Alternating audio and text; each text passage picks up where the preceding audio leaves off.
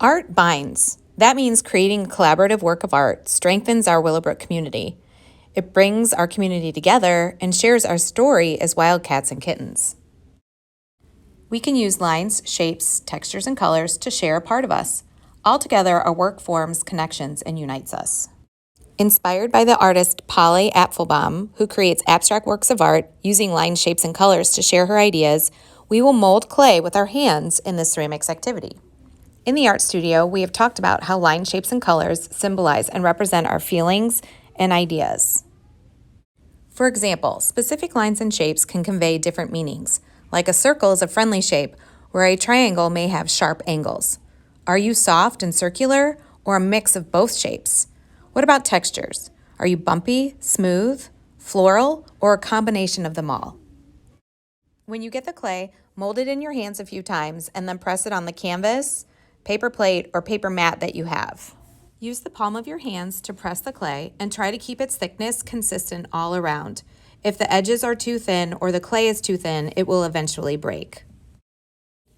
Look around at the different texture plates that are on your table and see which ones you like best. In this example, I have a lace doily and I'm going to press it into the clay. Here I'm using a roller, but I'm making sure that my clay is still thick, probably as thick as the pencil.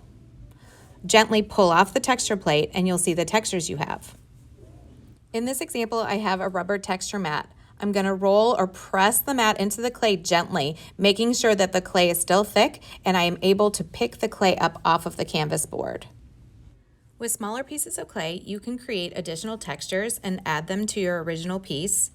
You can use marker caps to press and cut circles into the clay, or you can leave it solid. Making clay coils will also add interest or texture to your piece of work. I'm excited to see what textures and shapes you choose to express yourself and put all of these together to create one work of art that represents our community. Some key things to remember when working with clay is that it is made up of rock, minerals, and water.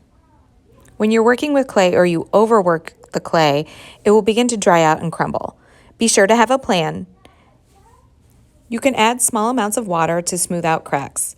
When creating tiles, think cookie or pencil thickness. If it is too thin, we'll have to try again. Thin pieces will crack and break. When the clay dries, all the water evaporates. It becomes greenware. The greenware will go into a kiln that can heat up to 2,000 degrees. Out of the kiln, it is called bisqueware and will be ready to glaze. I can't wait to see what you create, what colors you add to your textured tiles.